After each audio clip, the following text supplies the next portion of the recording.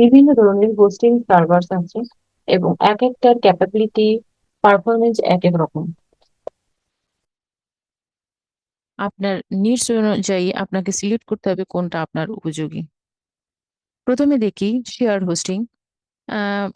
Share hosting আপনি share hosting এ একটা hosting server, একটা ফিজিক্যাল সার্ভারের উপর মাল্টিপল ওয়েবসাইট থাকে এবং এটাতে রিসোর্সেস শেয়ার করতে হয়, যেমন সিপিইউ, স্টোরেজ, র্যাম, এটা শেয়ার করতে হয়। এবং এটা ভালো স্মল বিজনেস অথবা বিগিনার্স এর জন্য এটা ভালো, যাদের লো ট্রাফিক আছে। তারপর হচ্ছে ওয়ার্ডপ্রেস হোস্টিং, যারা ওয়ার্ডপ্রেস সেল করে থাকে।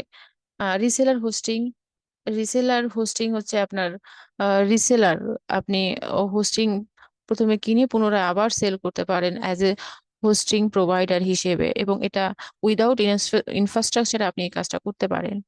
BPS hosting, virtual private server, এটা ইন্ডিপেন্ডেন্টলি কাজ করতে পারে এবং এটার আহ, সে রিসোর্সেস গুলো শেয়ার করতে হয় না।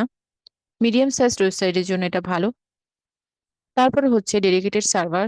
ডেডিকেটেড সার্ভার একটা ফিজিক্যাল সার্ভারের উপর একটা ওয়েবসাইট থাকে এবং এর কন্ট্রোল রিসোর্সেস কোনো কিছুই শেয়ার করতে হয় না, এবং লার্জ বিজনেসের জন্য এটা ভালো।